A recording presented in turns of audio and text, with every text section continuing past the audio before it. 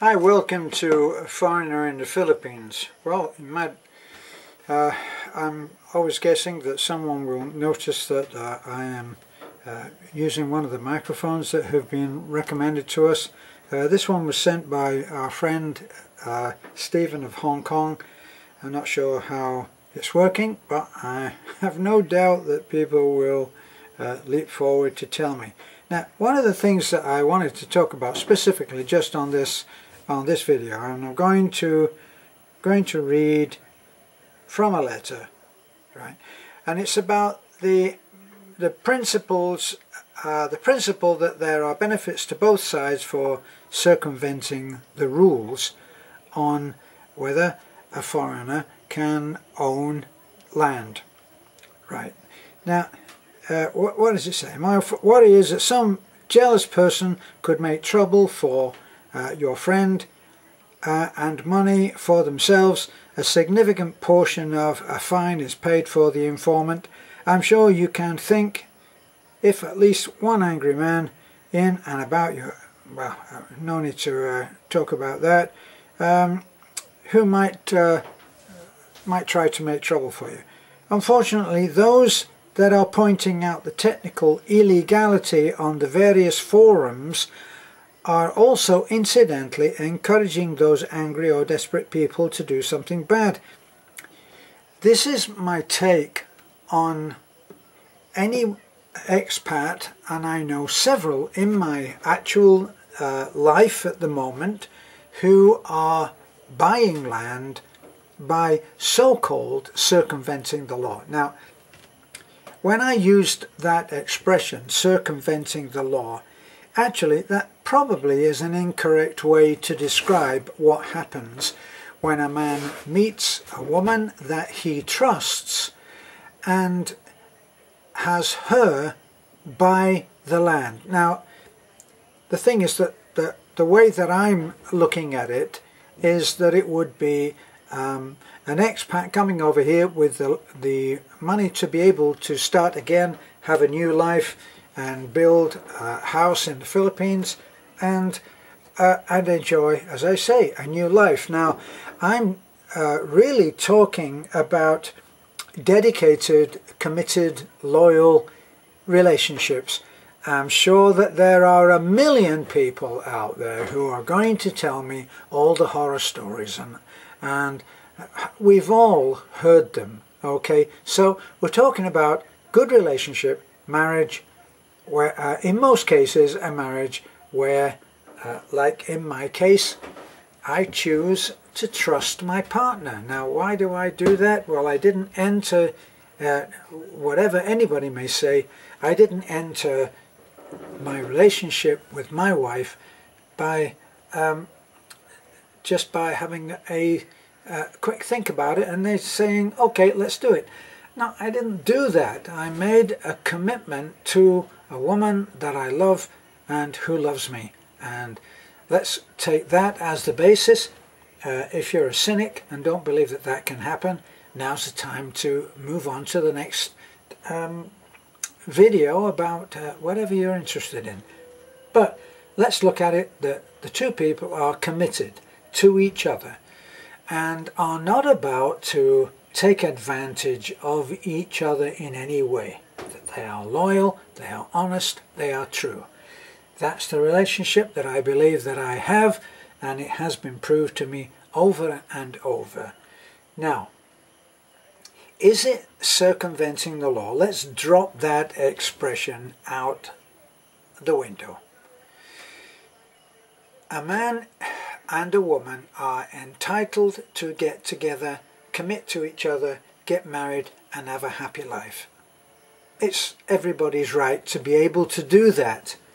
So, having done that, the woman, a Filipina, may not have any money, but the man has. So, the man, this is the situation, surely, looking at it logically, is that the man is financing something for both of them, and he is choosing to give the money to his wife or his partner to be, wife, to be to buy the land.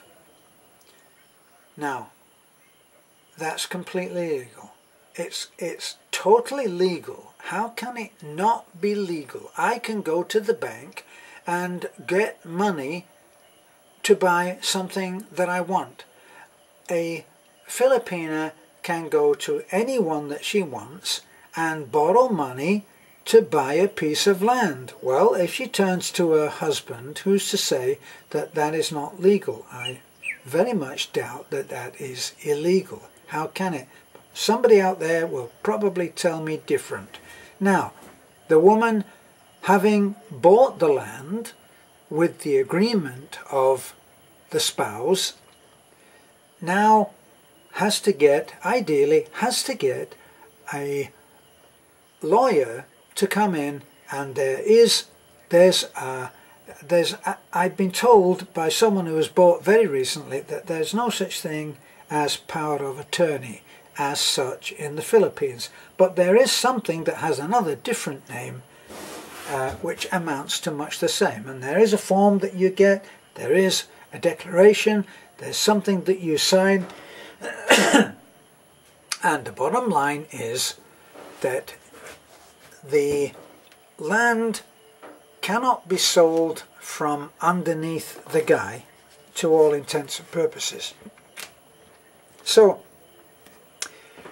if the woman owns the land, apparently there are 2 bills of sale, and the first one has her name on it, the second one has both names on it, of the foreigner and the wife. And what happens is that it's perfectly legal for a husband to lease from his wife the land, and he can take out apparently up to 50-year lease. Now, I'm an optimist, okay, but I have a feeling that 50 years would probably see me out. So tell me that I'm having thoughts of doom about all my impending doom by saying that 50 years is not enough, but 50 years is enough. Now, should there be a reason to ask for another 50 years, maybe I'm going to come back and haunt Beth and make her to sign out another 25 years apparently. But getting serious, it's legal, it's a part of the legal system to lease a piece of land. Now, how can it be illegal to lease it from the owner who is your wife? And as far as I can see, how is that breaking the law? How is it illegal? You are doing 2 actions, that of buying a piece of land, and in the case of if you decide to go ahead and lease it for whatever amount that you decide, it means that if you as the leaseor or the lessor cannot be gotten off that land. Plus, you can actually own the buildings on the land, so you can in effect do whatever you want to on that land, no matter what the person who has the name on the original bill of sale decides to do. So you'd have to ask yourself, would anybody buy a piece of land where there is someone who is incumbent and able to do whatever he wants to do on the land? So I don't see anybody buying a piece of land that has such a restriction on it. So that's what I wanted to say. I've spoken to one person who is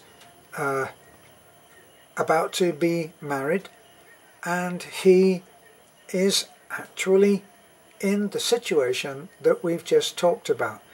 and you will be surprised at the number of letters that I get that ask about this situation. Mostly they're not at all interested in asking about these questions. More, they want to actually know how much is land on Bohol. That's where we're thinking of coming. Can you tell us more about how to get the electricity hooked up? Somebody, a quick answer before I get off.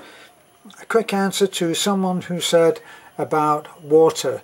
Does the government own the water that flows underneath? Well, all I know is that we have 3 wells.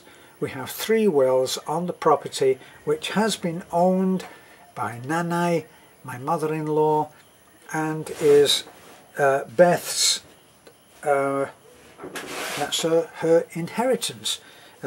Obviously some of that land, well, there's about 8 or 10 hectares, and some of that land obviously belongs to some of the other siblings. She does not pay any tax on the water that we draw from the wells, and there is no penalty for not using city water. In fact, we don't have city water. We're right up in the mountains, and there's no city water. We have well water, and that's our supply of water. So that was a quick answer to someone else's question. I hope that that puts some light on this whole thing of that people are up in arms of saying, oh, it's circumventing the law, it's breaking the law, it's using a different set of rules to get what you want. And if there is somebody out there who doesn't do that, I would be, well, I'd be doubtful believing him anyway. So, thanks for listening. I hope that deals with that particular problem, at least for the next few days. This is a foreigner in the Philippines. Thanks for listening. Bye for now.